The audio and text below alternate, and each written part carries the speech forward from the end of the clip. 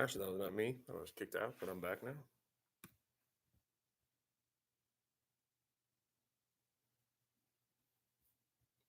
Give me a moment to come back. Okay, got one more person back on. And we're going to be talking today about algebraic equations and setting.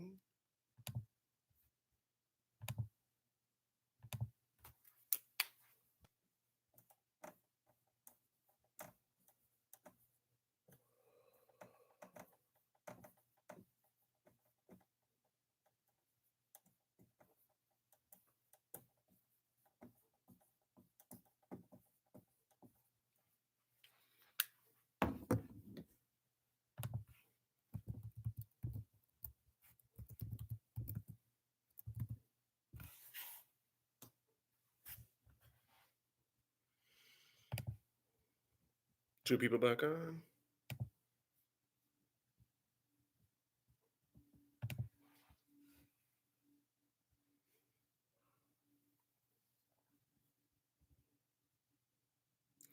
All right, so we're going to give everybody a minute again to come back on again. If I see that we only have two or three, then we will, as we're working, I'm going to continue to reach out to the other students. If you guys know of anybody else who should be here and is not here, because right now I'm only seeing about two people, please reach out to them. We want to finish it. We want to finish the class strong, and I would love to continue to do this in May. I'm sorry. Yeah, I'd like to continue this May through June. But we want to make sure we have strong attendance. I know that the class was not popular before, but we are doing things very differently now. So I want to take advantage of that.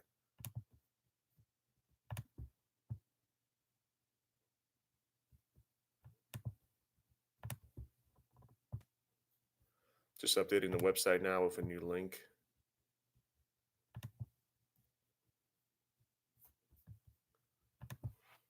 Oh, we got three people. Okay, perfect. Please make sure that you go to the website and that you fill out your attendance.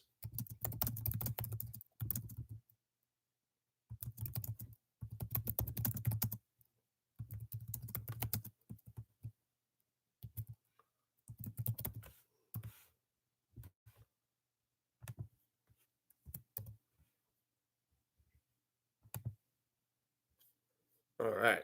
So we got more people logging on. Okay. So we're waiting for people to log on. Make sure that you're going to the website, you're filling out attendance. And the second thing I would like to add about that is the fact that we will be, um, we're going to be talking about more of the philosophical things in reading. Um, and that's because those are some of the hardest things to master. Everything for nonfiction is pretty straightforward. You're citing evidence, you're looking at graphs, you're looking at data, and you're pretty much inferring. What becomes difficult are the fiction standards. Setting applies for both fiction and nonfiction, but setting is going to be the most difficult for fiction. And then we're going to talk about drama. We're going to talk about plot elements. And I'll send out some PowerPoints for that so you guys can view it as I'm working on it. I might even just put it up on the website, whatever's going to make it easier for everyone.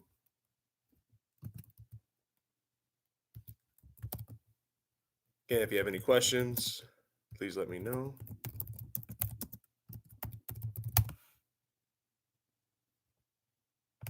And I just published this new link onto the website. Yeah, got two. Okay. Who else is here?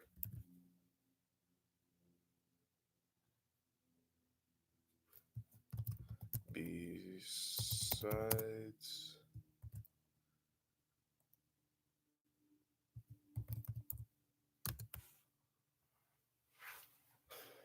I'm showing two people, but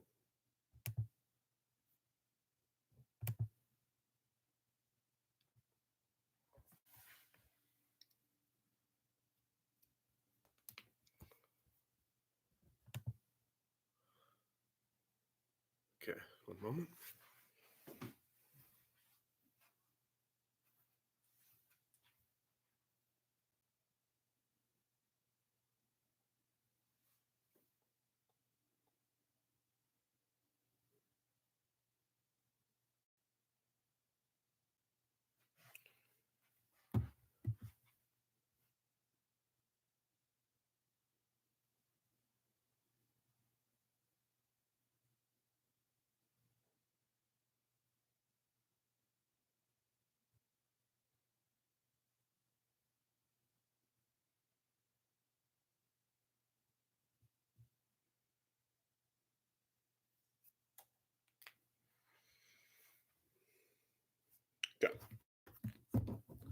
There's only two of us? Okay.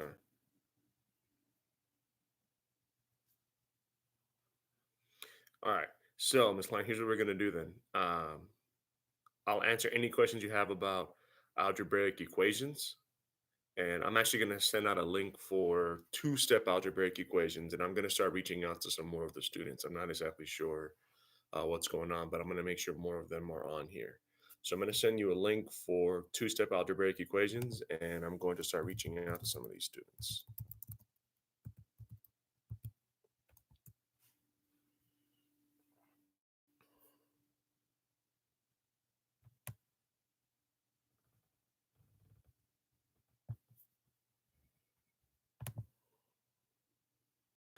And again, and if you know anyone, I know that we did the conference call last week. If you know anyone that could benefit from being here, that's in the class, please reach out to them because it looks like it's just, yeah.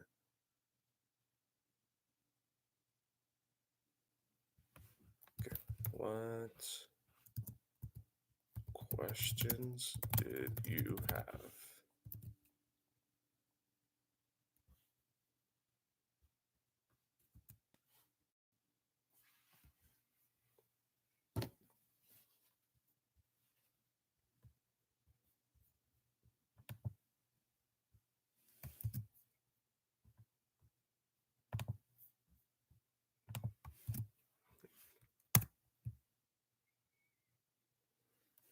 Try that link.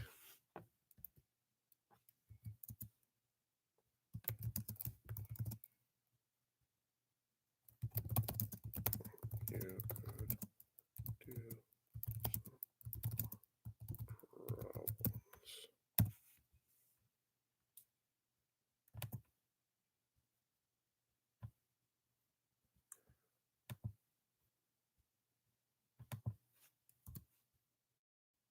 Okay, so I can get some more bodies on here, some more people engaged.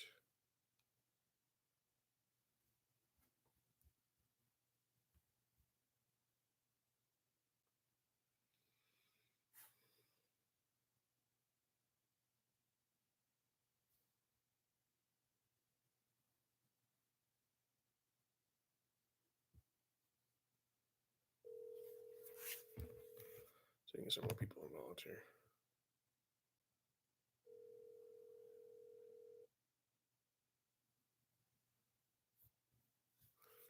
Okay, give you an example of the problem.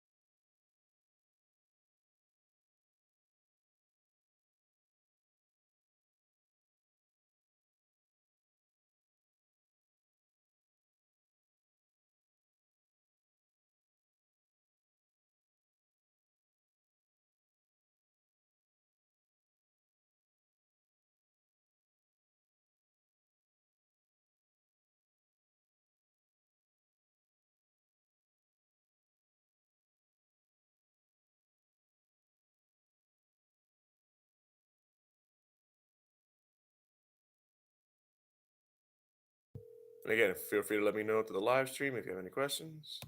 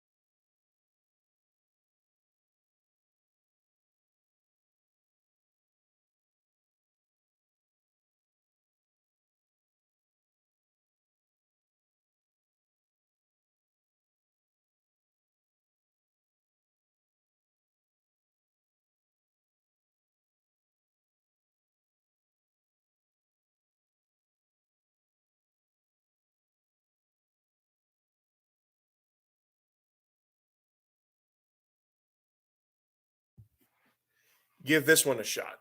So if you're comfortable with algebraic thinking, then that means that you'll be able to solve these because most all of this is going to be the same algebraic thinking. Can you look at the problem and come up with a reasonable answer? So if your question is on the fractions, this one's going to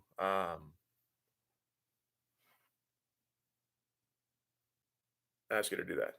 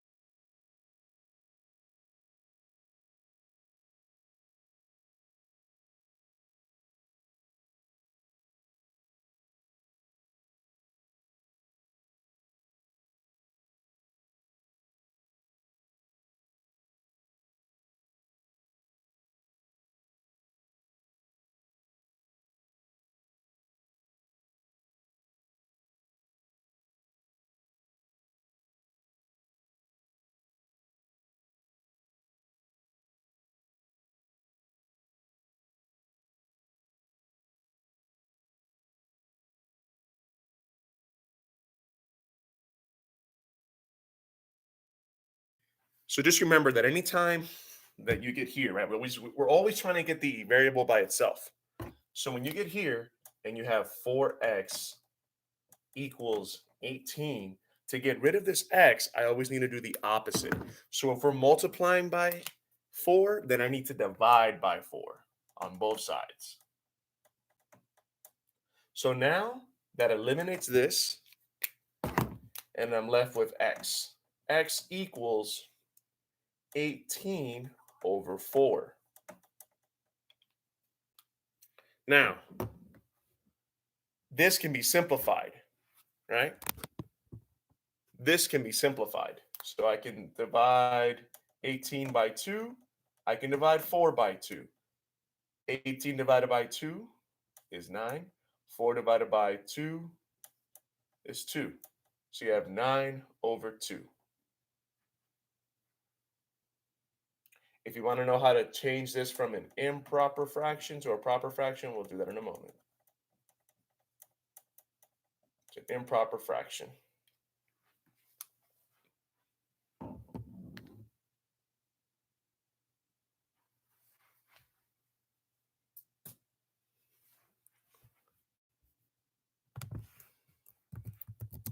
So your answer is actually a fraction.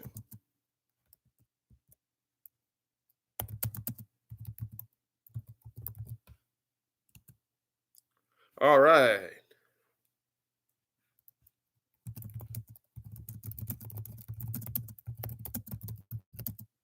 Two on the phone.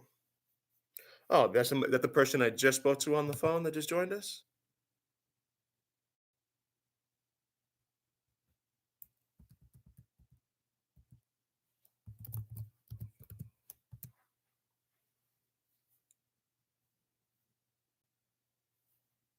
Okay, good. So I don't have to worry about saying that out. Okay. So I'd like you to give this a shot. So now, when we get down here, I want you to let me know in the comment section if this makes sense. 9 over 2.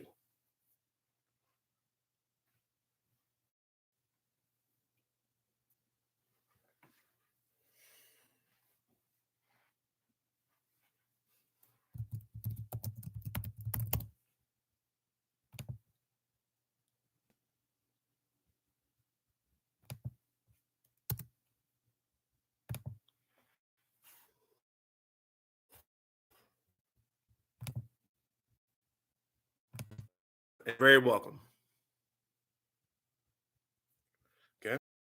We work on that, and I'm still going to be reaching out to people.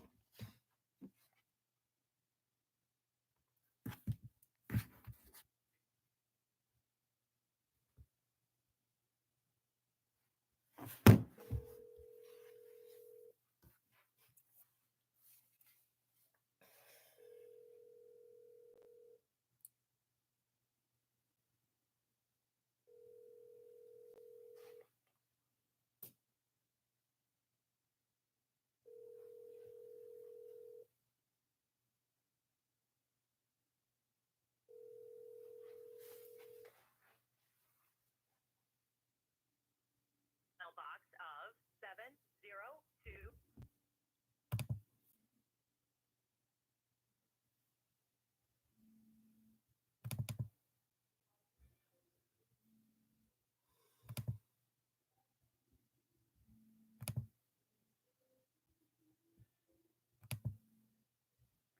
And again, if you have any questions, please let me know in the comment section.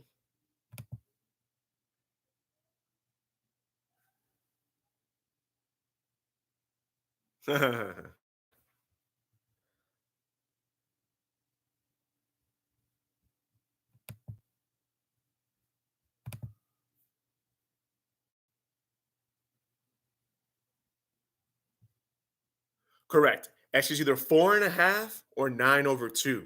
And this is where, once we've mastered the math, you can check it and you can change how you want to represent it. I always like to make things easy. Sometimes it's easy to have an improper fraction, sometimes it's easy to have a mixed number.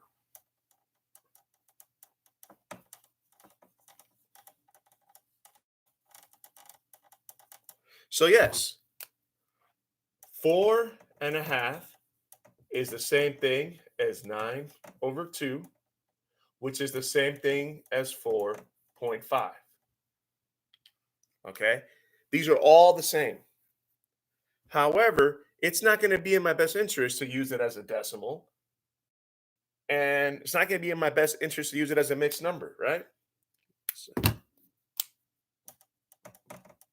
this is the secret that they don't tell you when you're doing this in class. They would always expect you to use one method. Now, most of the time, I would say that an improper fraction would be the best way to go in algebraic equations. That's not always the case, but um,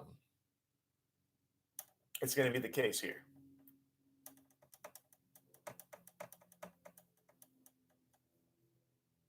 And then decimal.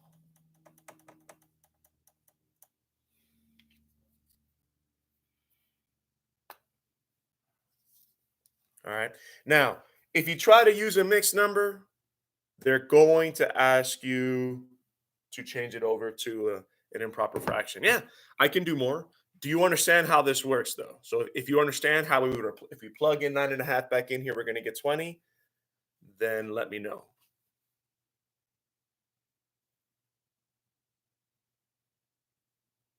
Yeah, that's one way. Yeah, you can always take the improper fraction and then plug it back in. You can take the mixed number, make it into an improper fraction. There's going to be a couple of ways that you could do this.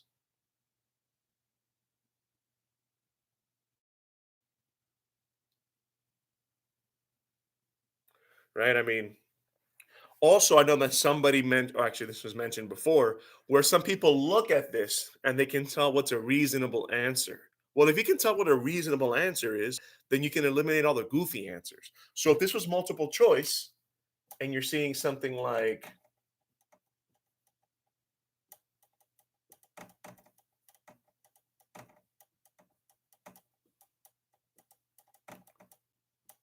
well, you know right off the bat that 4 times 5 is not going to work. You already know right off the bat that 4 times 7 is not going to work. Why? Because it's not going to give you 20. So right off the bat, you can start eliminating these goofy answers. And that's what we want to do. That's how you become more efficient. You know how to change the numbers around. You know what is going to be easier to use. Some of you might think it's easier to use 4.5, right? Some of you might say, you know what? Let's see, 4.5 times 4. 4 times 5 is 20. 4 times 4 is 16 plus 2. I'm sorry. Yeah, 16 plus 2, that would be 18, right? So you had 18. 18 plus 2 equals 20. It all depends on how you see the problem. Questions on that?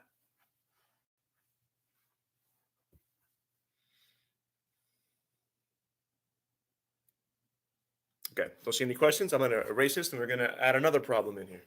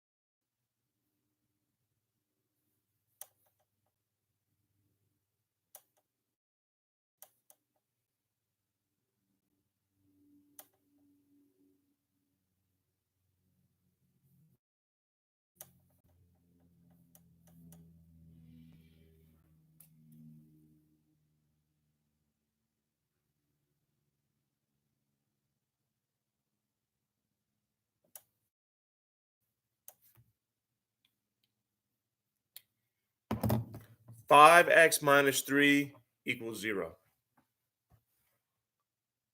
Yes, most of your algebraic equations will be multiple choice. You may have to use, you're going to use algebraic thinking when it comes to turning things back into slope intercept form. They're going to ask you to list, they're going to give you a word problem, and then you're going to need to turn it into an algebraic equation. So if you have those multiple choice tests, you should be able to put it from written form into an algebraic equation. You should be comfortable with that based off what your answer is. Oh, we have even someone else that joined us apparently, and then left. Yeah, if the comment's not showing up, just send it again. Again, we can also use a conference call. It's like someone just joined us.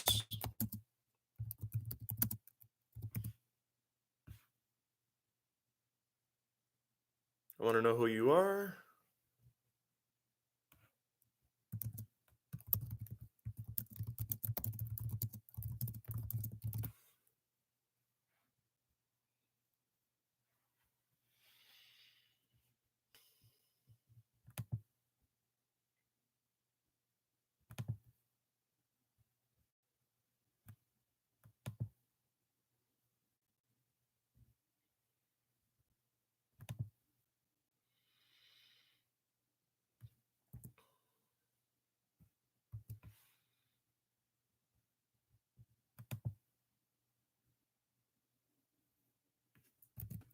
All right. So if you're able to see the comments, or if you're able to hear the video, if you just joined, please let me know who you are.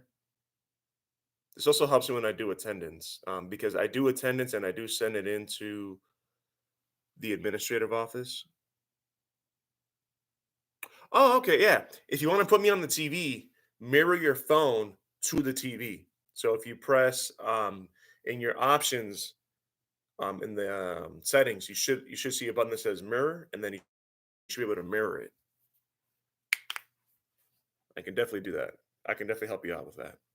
I'm going to give you guys a moment to look at that. If you have any questions, let me know. I'm going to continue.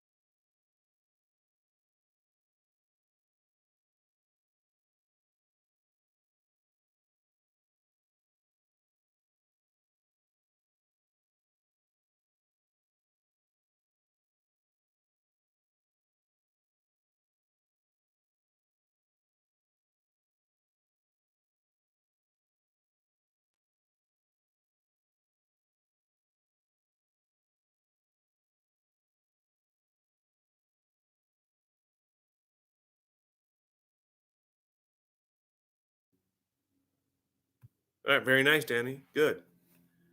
And if you could let me know in the comment section, did you use algebraic thinking to solve this? You just looked at it and thought about what made sense? Or if not, I'd like you to tell me what method you used. Did you isolate the variable? Did you get the variable by itself? And if you're comfortable with this, I'm going to send you a link for something that's going to be a little harder.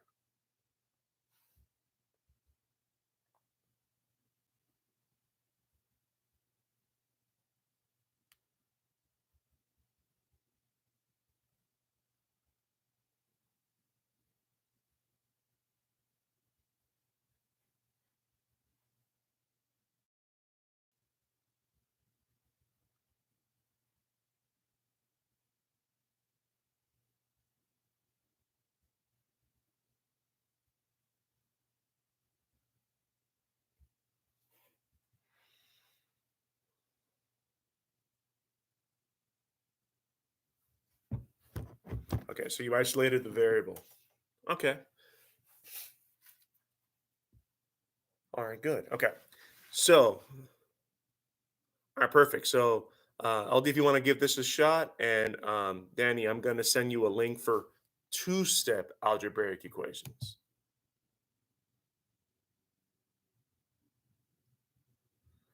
Give that a shot, and then we'll move up to two variables.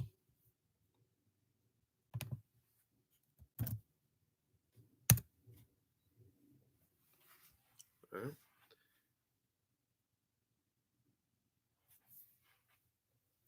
Well, the first thing we have to do is get the variable by itself. So to get the x by itself, I'm going to plus the 3 here. I'm going to add the 3 here, which is going to eliminate my 3. I'm going to do the same thing on the other side, which is going to give me 5x equals 3.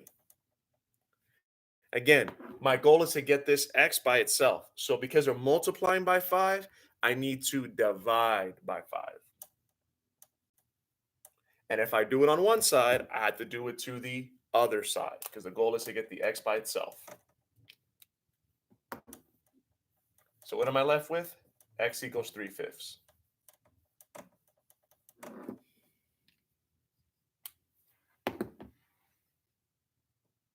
Mhm. Yep. So when you get there, remember that the x needs to be all by itself.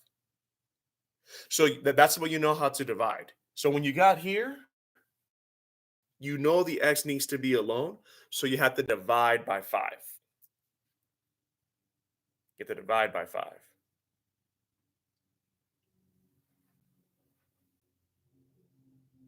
Let me know in the live chat if that makes sense.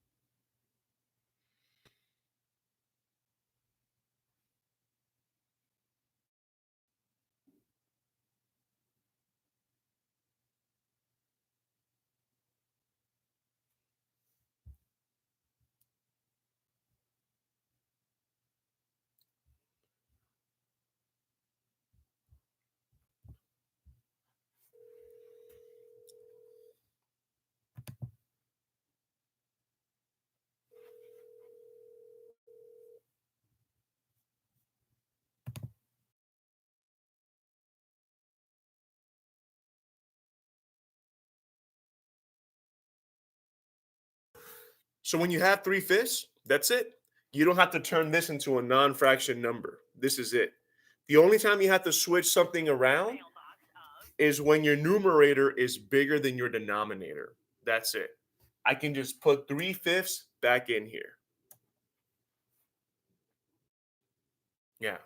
So with fractions, all you have are improper fractions and then fractions.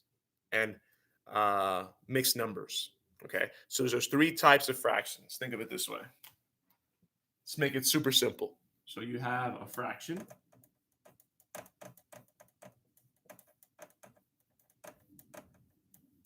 you have an improper fraction,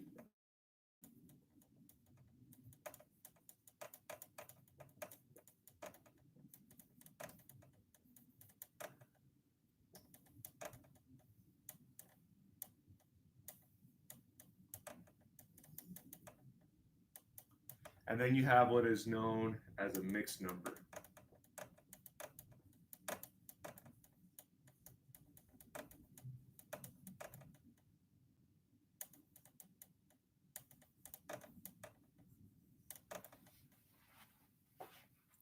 These are the three that we have.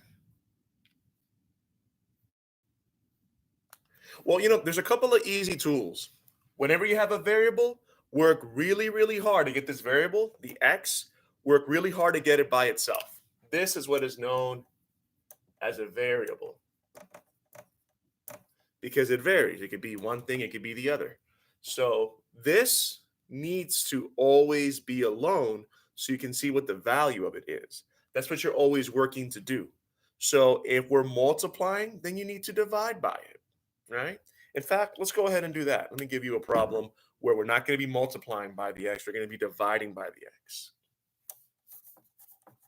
And then from there, we're going to go back, we're going to move on to setting.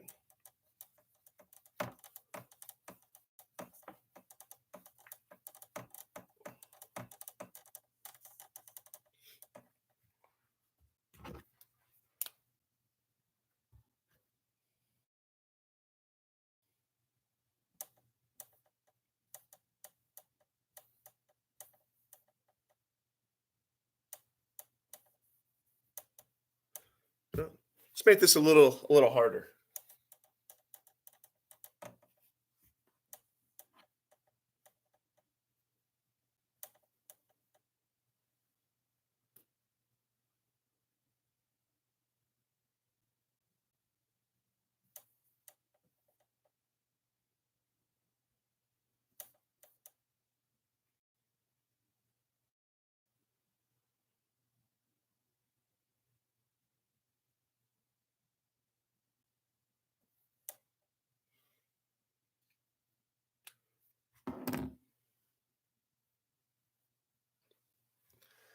Y over 2 times 21 equals 7. Go ahead and solve that.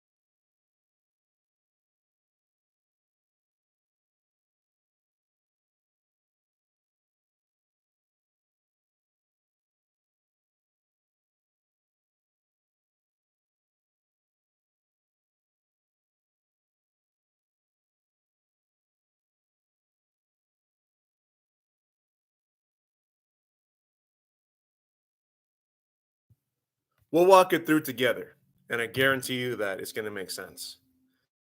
And Danny, if you're on here, I know that you also are able to get in touch with Liliana. Would you be able to send her a message to let her know to join? Um,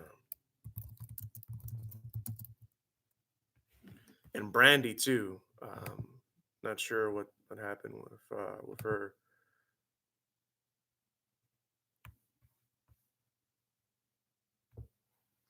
Danny, you are killing it. Okay, I'm gonna send you two variable equations.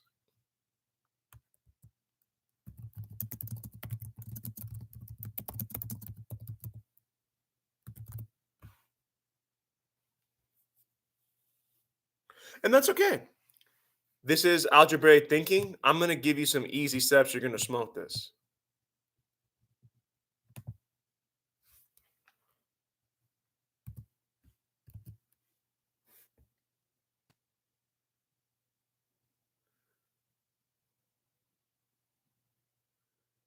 Okay. So whoever has Liliana's number, if you can send me that, and if you have Ruth's number, just send me that, because I want to make sure we get more people in here. I don't want anyone to lose their seat for the next class. My goal would be to have as many people from this class stay. There's only 12 of you that are registered, and then convince ESN just to let this go on for another couple of weeks, and that shouldn't be a problem. I know right now they're writing a grant and doing some other things, so they may not be the easiest people to get a hold of, but I'm willing to go in there in person and talk to them. No, yeah, that's awesome, and so will you. Guarantee it. Yeah. So if you guys can, I'm gonna solve this. Go ahead and send me those numbers that you have. I've been calling, and maybe you guys might have a more direct number, or it might even sound more sincere if it comes from you guys. If you could just let them know that attendance in this is important. You already heard the whole speech about people being out of work, and programs like this may not necessarily be around forever. So if you can get a hold of them, please let them know to attend. It's in their best interest. Okay, so let's go back to this. Send that in the chat.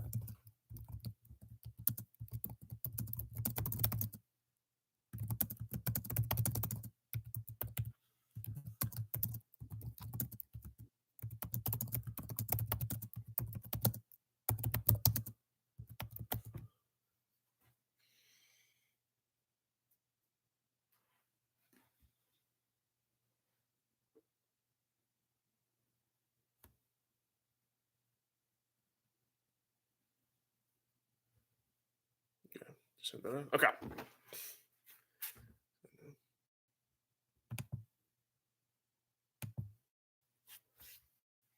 So going back to this. So let's go ahead and we want to get the y by itself, right? So the first thing we're going to do, we need to get rid of this 21. Okay. Actually, you know what? That's going to be confusing. Let's go here. Let's try to get this y by itself. Okay. So because they're dividing by 6, let's go ahead and multiply by 6. Right? I'm always doing the opposite. Okay. By doing the opposite, I can get the variable by itself. Because I multiplied by 6 here, that's going to go away. And what am I left with? Y. Y times 21 equals 7.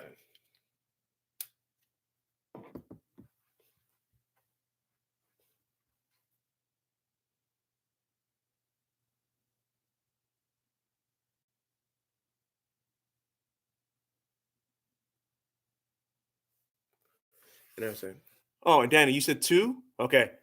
Sorry. I thought that was something else. So, Danny, this would be.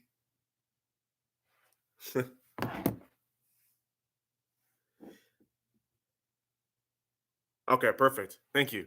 Okay. So I saw that Danny, you put 2. So sorry, I actually got those numbers confused from the screen. So walk with me through this, okay? Because the answer is not going to be 2. So once I get here, What I need to do is to still get the y by itself. So the y is alone. Okay. So because I'm multiplying by 21, what I really want to do is still get the y alone. So if I'm multiplying, obviously then the opposite is going to be to divide. Okay. So to get this y by itself, I can divide the whole thing by 7. Okay. So this is now going to be eliminated. 7 divided by 7 is 1, so that's gone. 21 divided by 7 is 3. The y is going to remain. So what am I going to be stuck with? Y equals 3.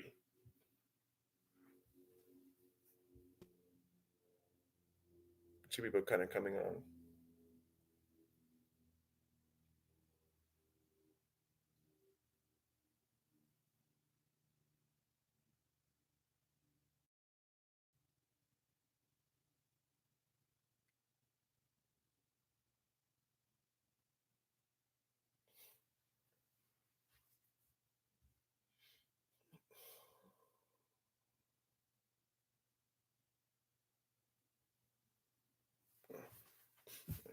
Right. Okay, you guys aren't hearing it. Okay, let me erase this.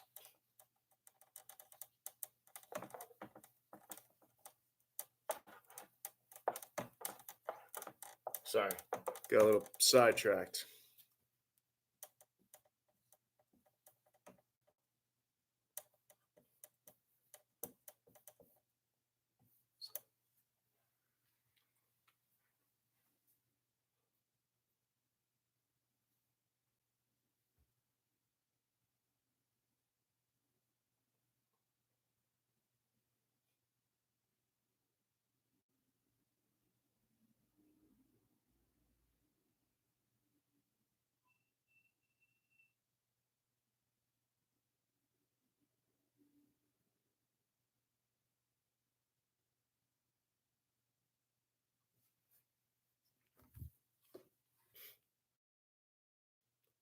Just giving everybody a moment. I know that some people are reaching out.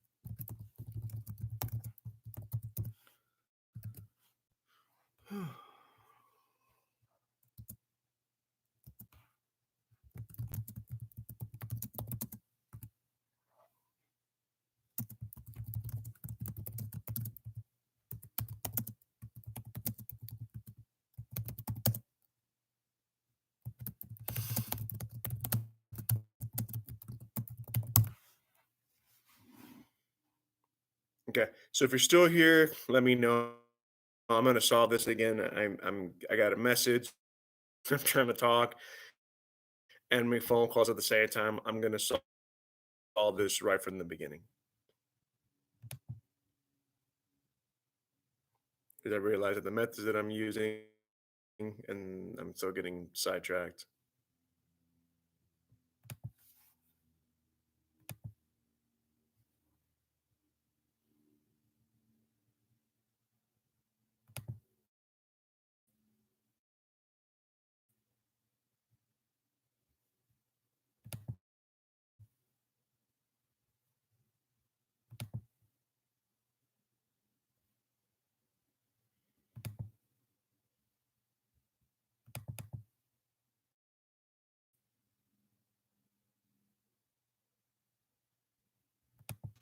Okay. Ooh, still okay. I'm gonna put the phone number up for the. This is just gonna be easier.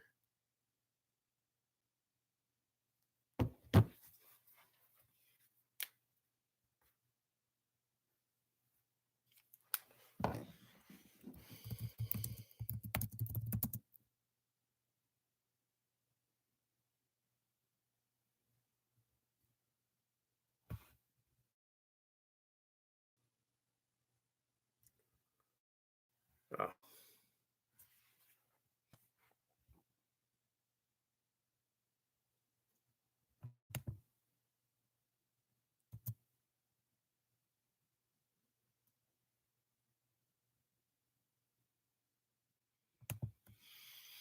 Hmm.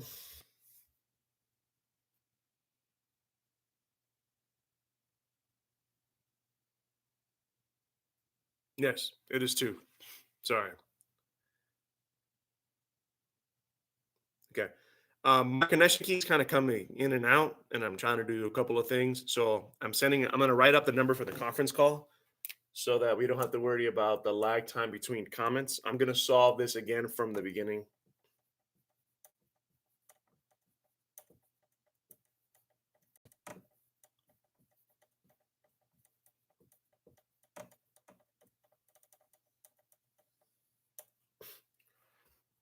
Okay. So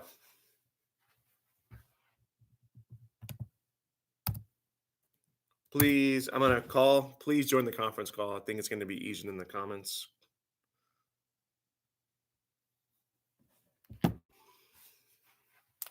So, sorry. I'm trying to do like a couple of things here at the same time.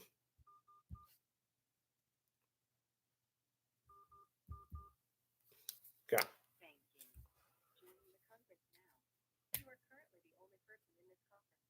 So,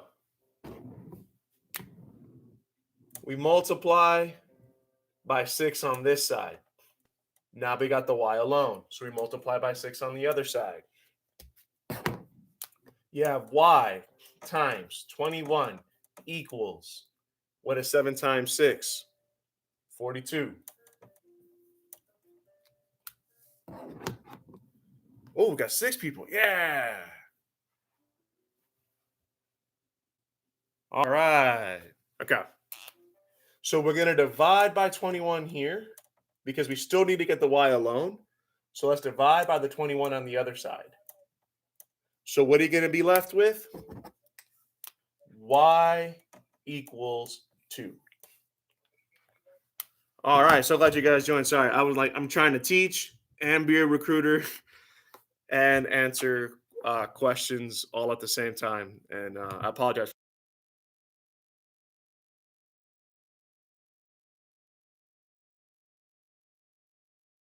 Hi, Ildi here. Okay. Perfect. So we got, And Danny. all right. Perfect. Hey, And Danny. then, oh, okay. So you said, so we got LD, Danny, and who else? I'm sorry. Just LD and Danny? I think it's Okay. I see Lillian got on. Yeah, that's great. Not on the I don't know if she's on the conference call, but she's on the live chat. Yeah, I'm very happy that she joined. So how comfortable do you guys feel with this problem? Do we need to continue on and do some more, or can we work on some reading?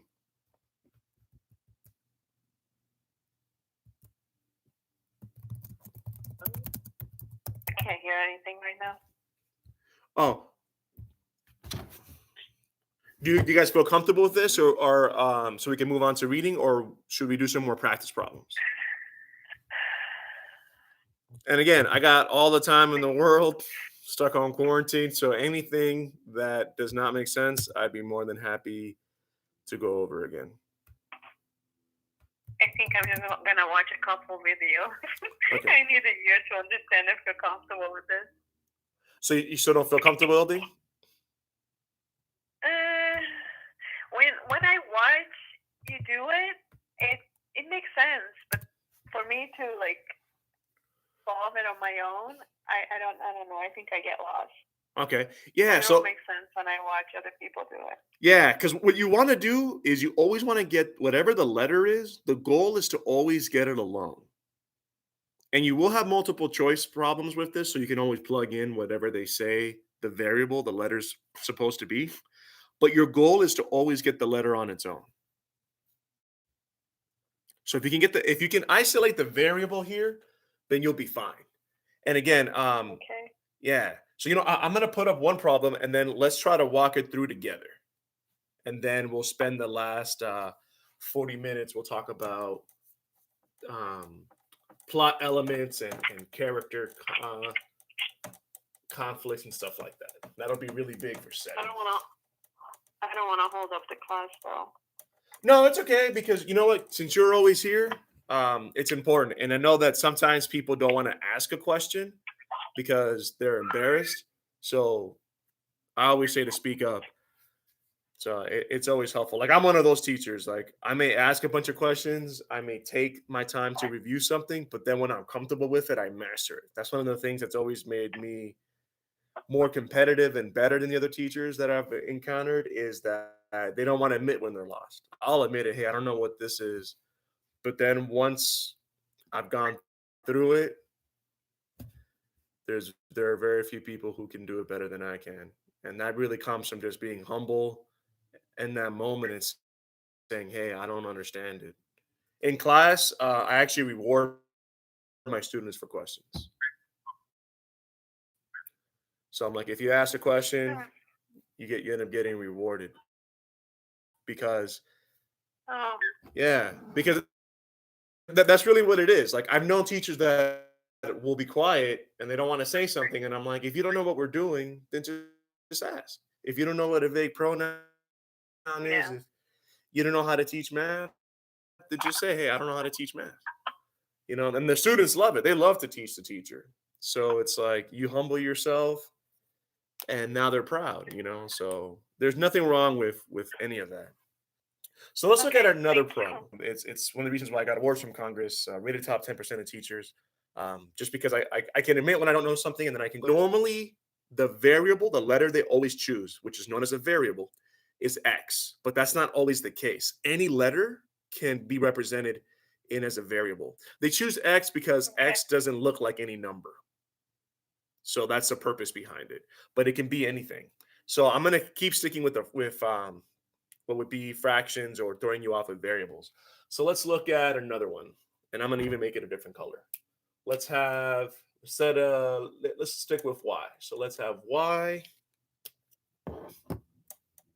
over 5x.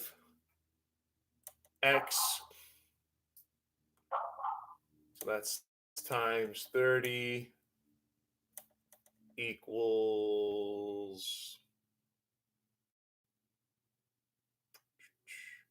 And I'll try to use a number that's going to take you guys a certain direction.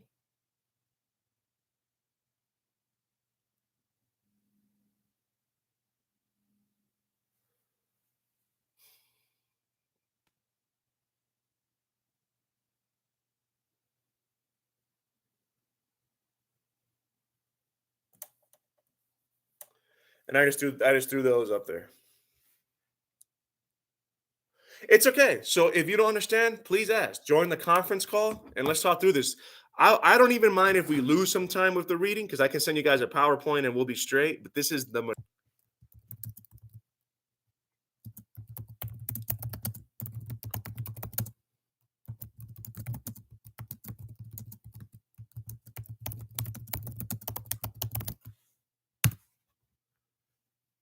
and that's okay. Like I said, I'm not expecting anyone to master this right out the gate.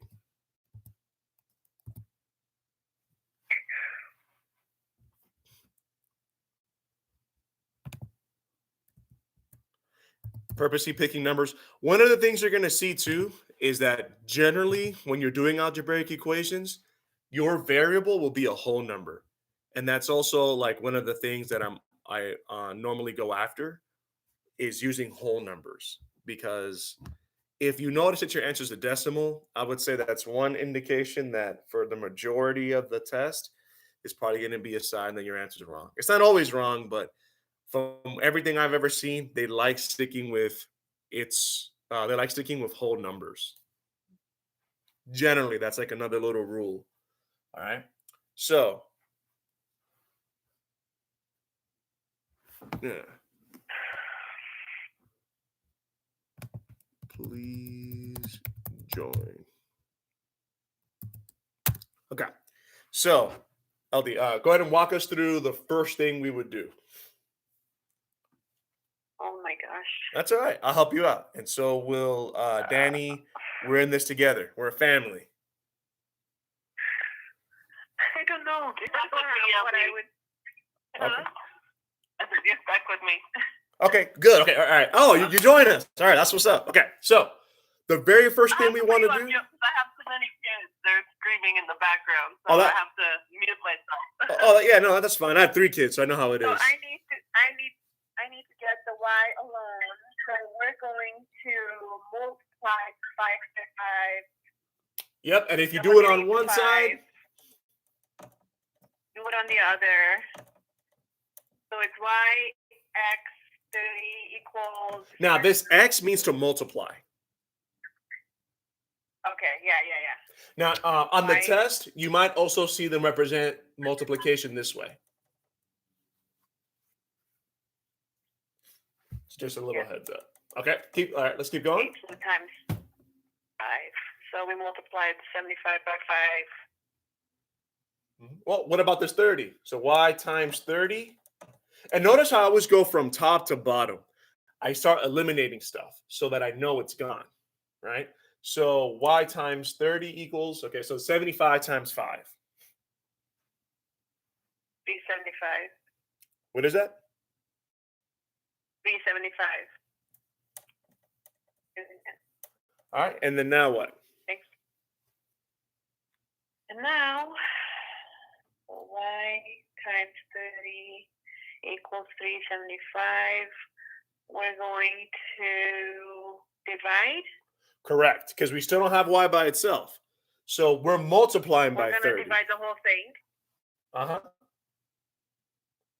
There's a couple of ways you can look at it. What are we Uh-huh. Go ahead. What are we dividing it by? Okay. So Where do I get the number from? there's a couple of different ways you can work it out here. I'm going to show you a couple of ways. It might, in talking to you, I think this first way is probably going to end up making the most sense. So I can Okay. take y and I can multiply it by 30. That's going to give me 30y. So now I have 30y equals 375, right? So I cross this part out. Now I have a problem that's going to be a little bit easier to work with. So now what's my next step going to be? Y equals 375.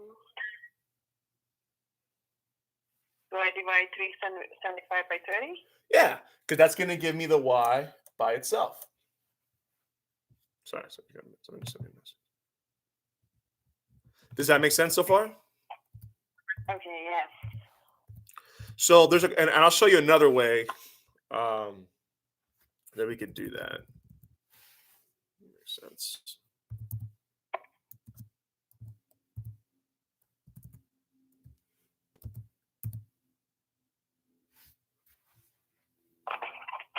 So is it 12 and a half? Y equals 12 and a half? Correct.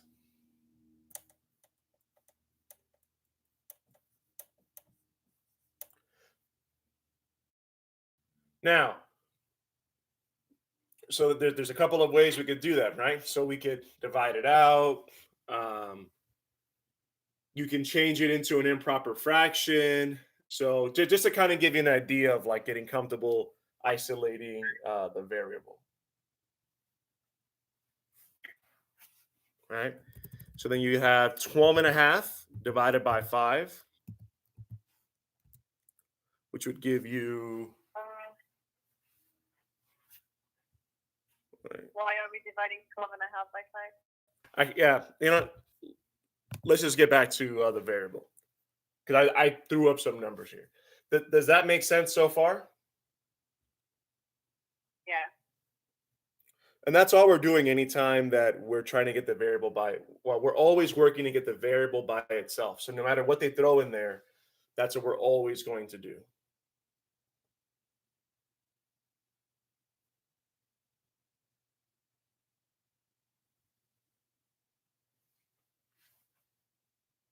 Okay. All right. Any questions about that? No. Should we try another one? Okay, this is definitely going to be on the Yeah. test. Okay. So let's go with, I don't know, we've been doing a lot of dividing. So let's see. 3x. And I like to make the x a different color so you know you want to get it by itself. One of the things I'd recommend to do, if that makes it easier for you, is to circle it. Or like when you're writing it down on a sheet of paper so that it stands out.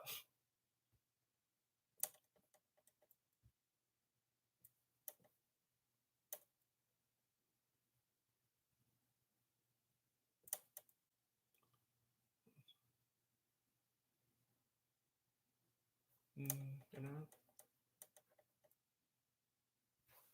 Let's keep with throwing a couple of the different problems out there.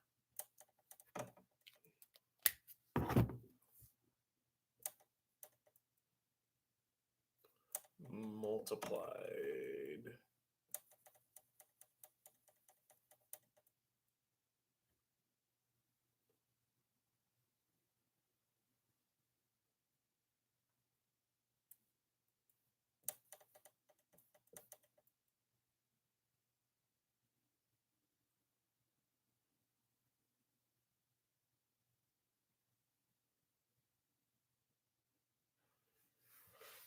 Trying to see how crazy we should get.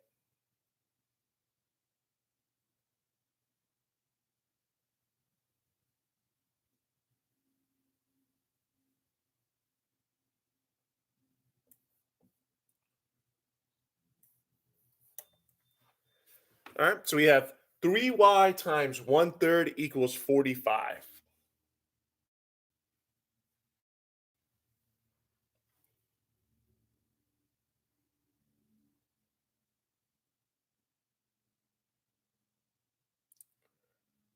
All right, so where should we start?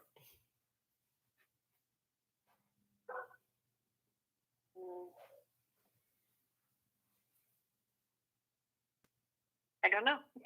Well, what's our goal every time? And is Lillian still on here as well? No, it's me, Emmy. Oh, okay. Yeah, it is. I think Lillian had joined. Is she still on here? She said she's still catching up on class from 2 weeks ago. Okay. All right. So She's here. She is there. She's just not on the conference. okay. So when we're here, this is an algebraic equation, right? What's the first thing we always want to do? It's a letter by itself. The variable by itself. This is a variable. So how are we going to get that y by itself? We take away the 3, so -3. You said we take away the 3? Yeah, so -3 on both sides. But the 3, what is the 3 doing to the y?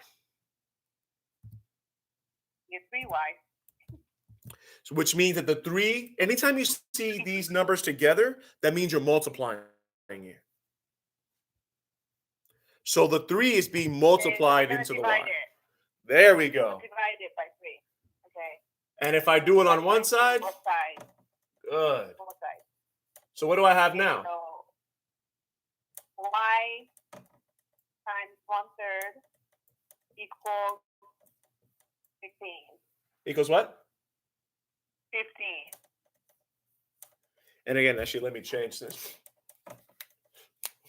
Keep this in red.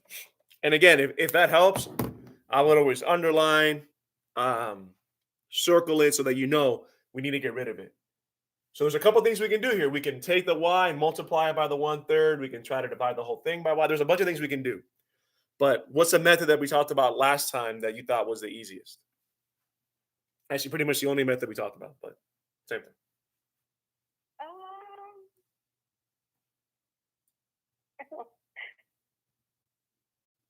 I'm trying to get that I y. don't know. All by- I feel like my brain is like a strainer. Everything just falls right through it. No, it's all right. We still need to get that y by itself. We have all these other numbers. So what can we do? So at the very end, we get y, the equal sign, and a number.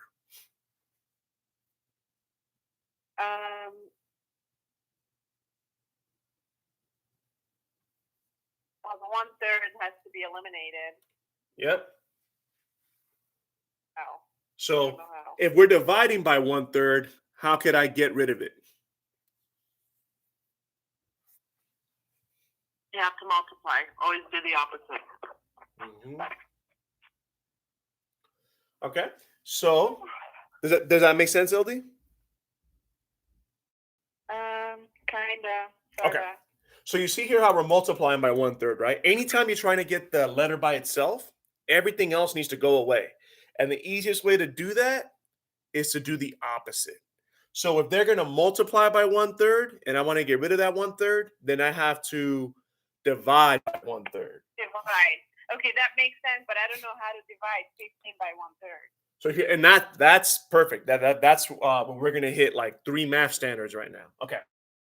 So we know we're going to divide by 1/3. I'm sorry, they're multiplying, so we're going to divide by 1/3. That gets rid of that. So now we have y equals 15, and that's going to be divided by 1/3. So when you get here, you can do this. Is one of the few times I'm going to ask you to memorize this. So I'm going to rewrite this over here. Okay. Oh, I know. It's 15 1 section.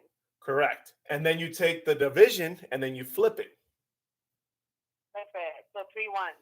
Correct. That's called the reciprocal. So it would be 15 over 1. I'm going to get rid of the multiplication or the division. I'm going to make it a multiplication. Now, this is an algorithm. This is like a series of steps. So this is one of the few times you'll ever hear me to tell you to memorize something. So we know that we're going to change the division to multiplication, and we're going to flip the 1/3. So now we're going to make that 1/3 into 3 over 1. 3 1. Yeah. Now, if you want to know the math, there we go. Okay, good. Yeah, this is awesome. Sorry, I just got somebody send me a message. Okay.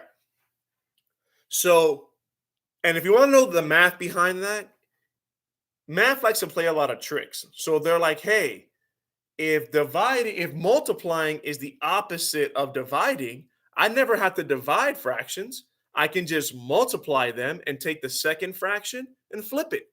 It's the same thing because the multiplication is the opposite of division.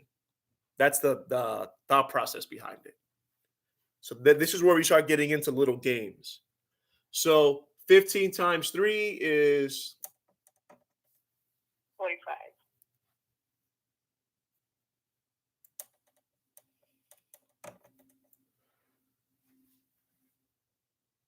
all right. So let's see. Yeah. All right. And then we can plug that back in. So what is 45 times 3?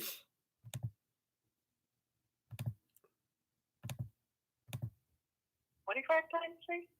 If we were to plug this, okay. Let me backtrack. Does this make sense? What we did so far? Yes. Okay. Yes.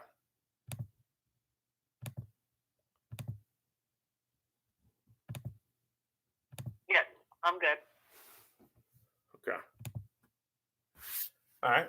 Now, the other thing you can do, and I think this goes without saying, is that now that I have my answer, it's 45, I can just plug that back into my problem.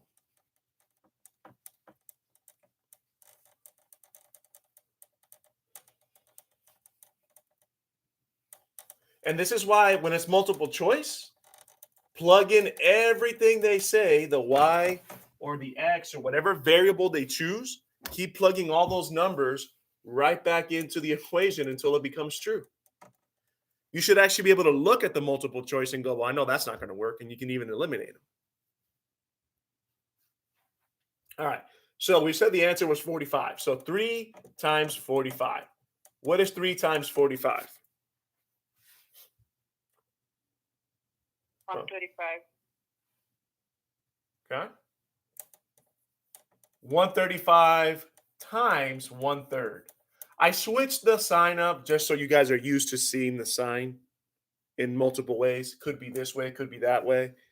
So that way no one's in. Oh, you're perfect. You guys are killing it.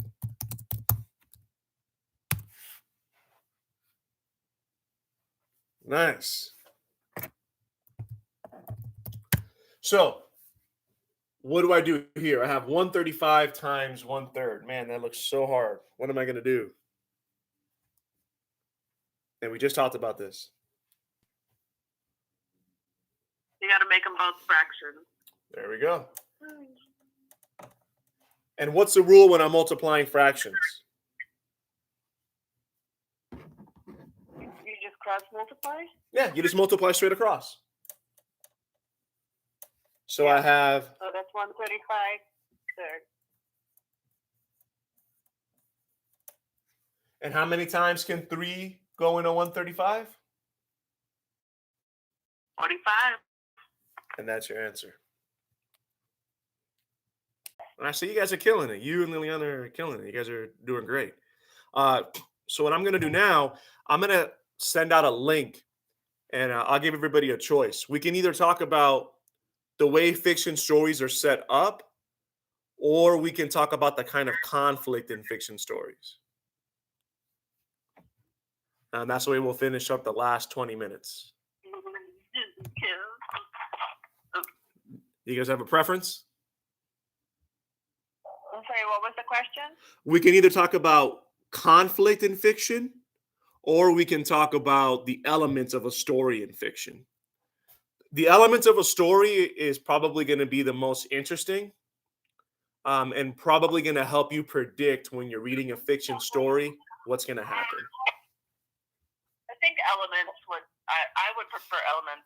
I hate reading. Conflict just means. Well, I would prefer whatever's going to be on the test and we need to pass. Okay, so they're both going to be on the test. Now, the elements are helpful because all of your fiction questions are going to come from this. So you'll understand when we start talking about plot elements where we're going. So I'm going to draw up a figure, and then I'm going to send you guys not a PowerPoint. It's going to be a Google slide. I'm going to make it so anybody can see it. So the video is frozen. Oh, it's frozen? Okay, but you guys can hear me, right? Yeah. Okay, yeah. That's yeah. Okay, perfect. Oh. All right. Lily, are you here? They want to know if you're here, Lily. I know she's on the live stream. I don't know if she's on the chat. But since the video is frozen, I don't think she can hear anything. On my end, it looks like the video is back. back. She said she can. Yeah. She said she can hear. Okay. Okay, so the PowerPoint's taking a little bit slow, but I'm going to go ahead and start up on this. So this is the way that all stories are told. All stories, whether they're movies, books, in America, in this country, this is the way that we tell stories. Okay. And I say that because you might watch a movie in another country. Like I know Japan and France make a lot of movies. I think actually France was the place that birthed all movies. All movies pretty much come back from France. And they don't like to follow this. They treat movies as like art where lights are beautiful, colors are beautiful, the scene is pleasing. They don't really worry about hitting all of these things. Same thing with like movies from Japan. If you've ever seen The Ring, the original Japanese version, it's not going to be easy to follow. Like they don't have an obvious ending. They don't do most of the things that we do. So here in this country, we always start off here, and this is called the exposition.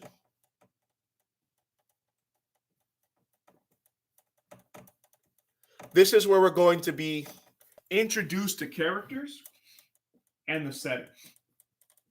We have to do that.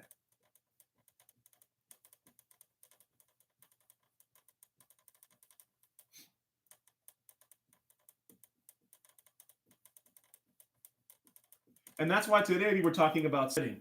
Where the story takes place is very important because that's going to let you know how the characters are going to be. That's going to let you know how they need to act, their background, how they make decisions. So one of my favorite movies is The Purge. Have you guys heard of The Purge? Yeah. Okay. So in The Purge, this is like set in another world where they are able one day out of the year to do whatever they want. And they want you to get the feeling that people are happy with this. So, right in the exposition, in the setting, they like to show you that unemployment is low, crime is low, the economy is strong. Why? Because one day out of the year, they allow people to do whatever they want. And I like it because it's a very psychologically deep story, right? And that's what they do in the exposition. You know who these characters are, you know where they're at. So if we take The Purge for example, it's not set in like the future where you don't understand what people are doing and there's technology that's foreign. It's set in a world very much like this one, right? People are owning shops. In fact, in the movie, I think it was amazing. You can buy insurance for The Purge. That's how much the setting is about making you really understand that this is a normal part of their life. One day out of the year, they just do whatever they want, right? And little fun fact, it's like there's actually been real purges in history, and that's why I think it's interesting because nobody cares about the fact that they're allowed to kill each other, even if it's mostly the poor people that suffer, as long as you have a job and the economy is strong and everybody's taken care of that survives. And there's been a lot of that in real history. So that's what we call the exposition. Questions But a lot about of that? people are so scared of that day, though. What's that? A lot of people are very scared of that day. Yeah, and that's what I like about the movie is that the people learn to get comfortable because of how good things are, right? It's like, well, I could get promoted. Maybe my boss might get killed in The Purge and I'm going to be better off, right? And the gangs wait to hurt each other until The Purge because it's like, hey, why go shoot each other in the street when we have one day we could do whatever we want? And there's been a lot of that in history. And that's why the setting is important because that was one of the justifications for things like slavery, right? Was, well, yeah, these people are being treated like property, but look how good our lives are. And if they are purged, I mean, where my family descended from in the Caribbean, it was literally cheaper to work people to death than it would be to replace them, right? If you look at things like the Holocaust, same thing. The Nazis in Germany dropped the unemployment rate from something like 35% to 13% by taking the businesses from the Jews, by reallocating all that wealth to the rest of society. So that was done because people were okay with it in the sense that if you weren't a Jew, life could actually be really good for you. And that's kind of like where the movie's going. It's showing you that people will put up with a lot of suffering, or people will put up with other people's suffering if it makes their lives better. And it says a little bit about capitalism because the people that are poor are like, I'm okay with this day, even though I know I have to defend myself. I can't pay someone to do it because I could benefit, and it's like the same thing with anything else. Like maybe you didn't own a slave, but maybe one day you could, maybe one day you could be rich enough, or maybe, you didn't really hate the Jews, but you really hope to go within, advance in the Nazi party, take advantage of things. So that's why the setting is so important because you want the person who's reading really identify with what's going on. And in that, they're identifying with the fact that this world is just like ours, except even better because of these silly rules that they have. And that's what we do in the exposition.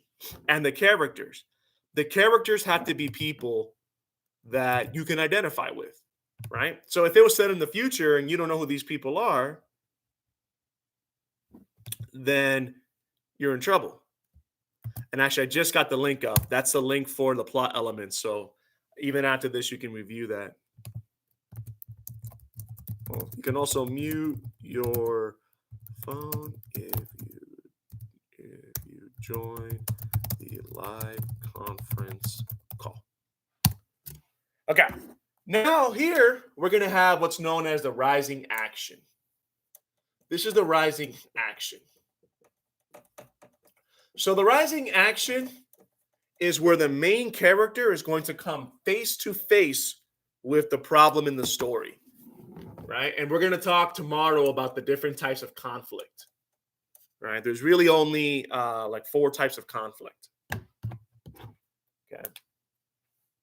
So the rising action is where the character faces the problem. So in the movie, this is where the purge is actually happening, right? Actually, think of it this way. Make it even easier because I realize that's going to become confusing. The rising action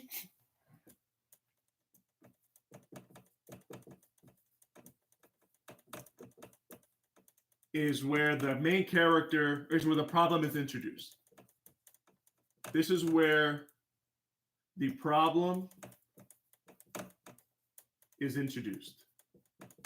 This is going to be the most helpful for the test because when you're reading a fiction story, if you know it has to follow this pattern, you can actually start predicting what the questions are going to be. You're going to predict what's going to happen in the story because you know it has to hit all of this. And that's what's going to make the questions easier to answer. Because as we're practicing, you're going to go, oh, I know that kind of question. That's what you get when we're talking about fiction. In fiction, they're always going to ask you to predict. If you know what the elements are of a story, then you can predict the question. And if they ask you to predict what's going to happen, then they're going to ask you for proof. So now you're pretty much seeing the questions before they come. So the rising action is where you're coming face to face with conflict. And I'm going to send out a link for that. All right. So you have man versus man versus nature, man versus self, and man versus society. Those are the only 4 conflicts you can ever have in a story in America. Again, other countries treat movies or stories in a different way. And I'm actually going to send out the link for that right now.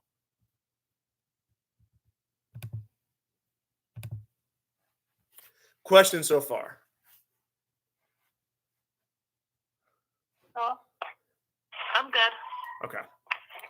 All right. So be on the lookout. I'm going to send out a link for that. We're going to talk in more depth about literary conflict tomorrow.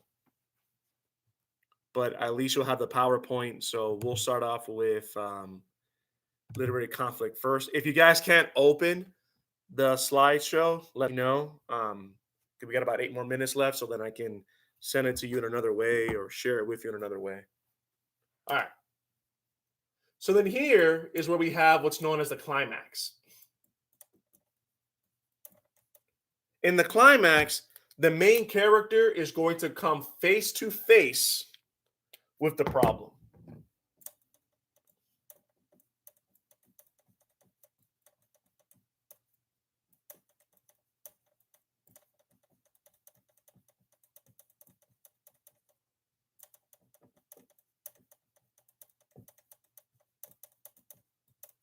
Face to face. Normally, the main character is going to change some way. That's why we talk about a theme, because once the main character faces the problem, that should really teach you something, right? So in the purge, whenever the purge is happening, there's a lot of lessons about the fact that, for example, the poor people can't afford to have security. They're the ones who are really dying. That it's not just the people shooting each other. It's the government actually sending in soldiers and things like that to hurt the people. And one thing I love about the Purge movies is that they go back to the beginning and they show that when they were just letting people purge in the beginning, nobody wanted to shoot or hurt anybody else. It was actually very few people that were doing it. But the government wanted the population to shrink, to get rid of certain people. So they would actually send in soldiers to pose as regular people, and the soldiers started killing people. And that's where the purge became more violent. And it kind of shows you the way the government wants to keep control, but let people feel like they're free. It shows you that, so that's like a lesson, like a theme. It also shows you that some people feel comfortable with risk, but it's not really what it is. It's like, sometimes the risk isn't worth the reward. There's a lot of little messages in those problems. And that is the reason why the climax is probably almost the most important, because this is where you're going to learn the most about the characters. And I just sent out the link for the literary conflict. So that's the climax. Now, here you're going to have what's known as the falling action. This is where the problem is fixed. Not the end. Just think of the conflict as fixed.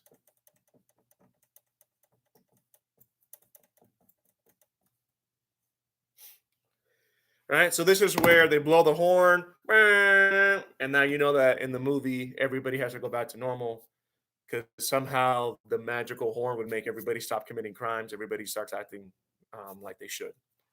That's a falling action. Okay.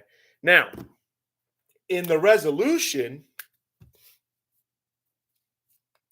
right here, this is what is known as the resolution.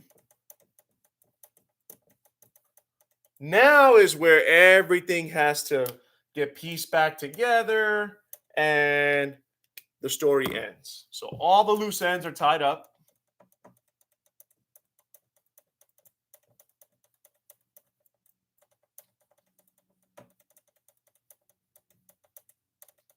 And the story ends.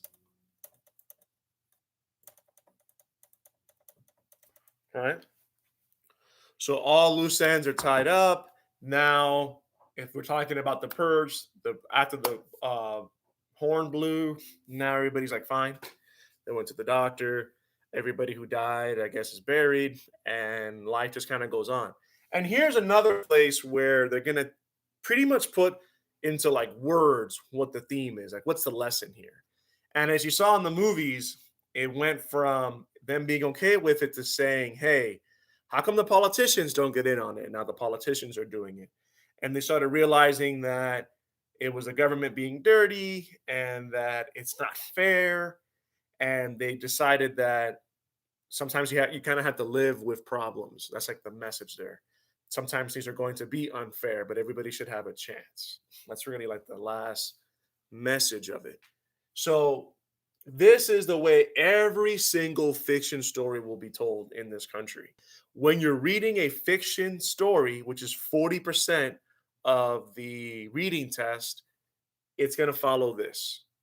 Most of your questions are going to come from the rising action and the climax.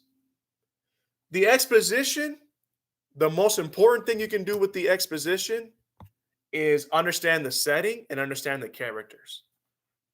Right? Look at who the characters are, look at the setting. Right? In fact, just for fun, since I'm happy that everybody we got a lot more people to join than before, I'm going to send you a little preview of The Purge, and that'll be the way we kind of close out. The preview's only like 2 minutes long, and then we'll come back and have a little discussion about it because I don't want to just talk the whole time, although I do love to hear my own voice. And we'll close out with that. So I'm going to send everyone a link to the preview for the Purge movies, and then we're just going to talk about what we see and looking at the characters and the setting. What are they trying to tell us?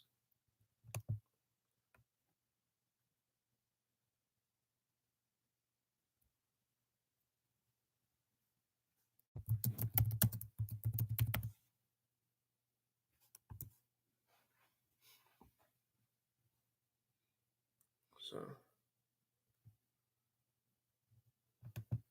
we might go a minute or two over, but I think it's worth it. All right. So I'm going to give you guys about the preview is about 2 minutes. Just check out the preview. Tell me what you think about the setting and the characters. And again, not your personal opinion. Look at the characters. Are they going to be intelligent, charismatic people? Are they scared? You're not judging how they look. You're judging the personality, how they make decisions. I'll give you a moment to do that.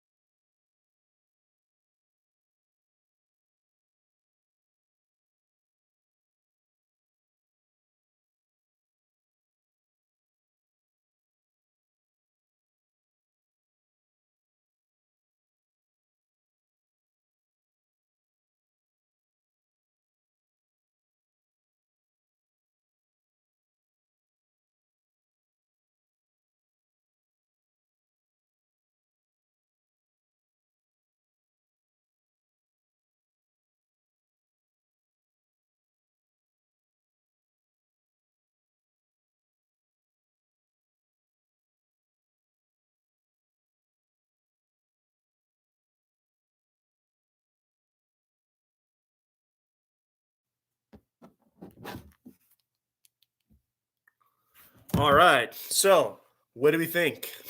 What do we think about the setting? What do we think about the characters?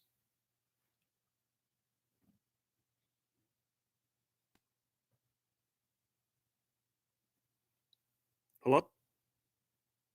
Right here. I'm back. Trying. Okay. Yep.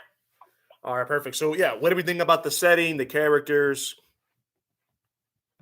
Let's start off with the setting. What's the setting like?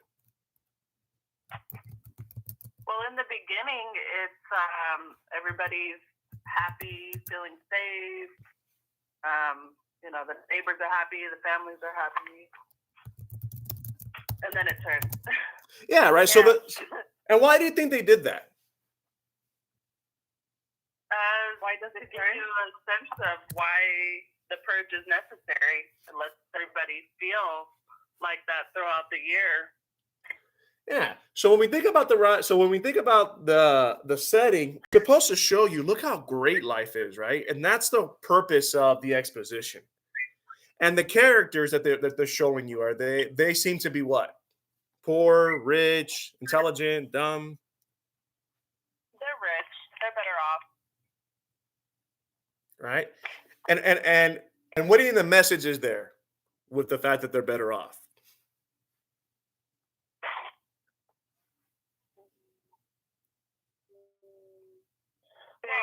They're able to protect themselves better. Yep. And they show that with the setting, right? Very well equipped. Yep. So to them, the purge isn't really a surviving, right? It's just more of a day like the dad tells his son. We believe that's his son. He says, this is just a day people get to take out all their aggressions, right? So they're very privileged people, right? They don't really fear for their safety. They're more like, let all the other animals go and do what they want. So they're showing the characters are privileged, rich, intelligent people, right? And that's what we're supposed to create out of everyone. They do have more of an advantage in staying safe, okay? So, and then you'll see where it hits all of these elements. But that's why setting is so important, right? Because if they use people that were poor, that were not educated, who do not have the resources to protect themselves, would that change the whole story? Yeah, big time. That would change the entire story, right? That's why the setting and the characters are so big. That's why as you're reading and you know what you know who the characters are, you know what the setting is, you start to predict the questions. You know where the story's going to go, which means you can read faster, which means that you have more time to answer questions. All right, I went about 4 minutes over. Any questions before I let everybody go? No, this is pretty easy. Yeah, a lot of this is not going to be difficult. What's that? I said the reading part of it. Yeah, fiction is actually, this is about as hard as it gets. A lot of people struggle with fiction because it's very philosophical. It's not black and white. The math, that's why we do spend more time on it, because there's things we have to know from math from before, and that's why it's what I dedicate most of the class to. But the math will come along, and once we get this down, we'll get into writing and little tools you'll have to know what to capitalize, know how to make a complex sentence, how to use commas, semicolons. So perfect. Any questions? No, that's good. Thank you. You're very welcome. All right. So I will see everyone tomorrow at 9. About that. Uh-huh. I'm actually leaving for Mexico first thing in the morning, so I'll be driving. So I could probably sign into the YouTube video and listen and try to follow along with the lesson, but I won't be able to interact that much. No, you know what? That's perfectly fine, because that way if I'm sending out documents and things like that, then when you've heard it, then you'll be able to then review all of that whenever you get down there. So yeah, that's still helpful, because you can still ask questions and get everything that I send out the first time. So yeah, I would love for you to join. Right. Yeah, I could probably join the conference call and watch the video. Well, not watch the video, but listen while I'm driving. Yeah, that's awesome. Okay. Perfect. Okay. So yeah, that's pretty much all I got. Feel free to send me an email, text, something in the live chat if you have any questions. Please review those PowerPoints that I gave you. We're going to talk about literary conflict tomorrow. All right. Sounds good. Thank you. You too. Bye. Bye. You are currently the only person in this conference.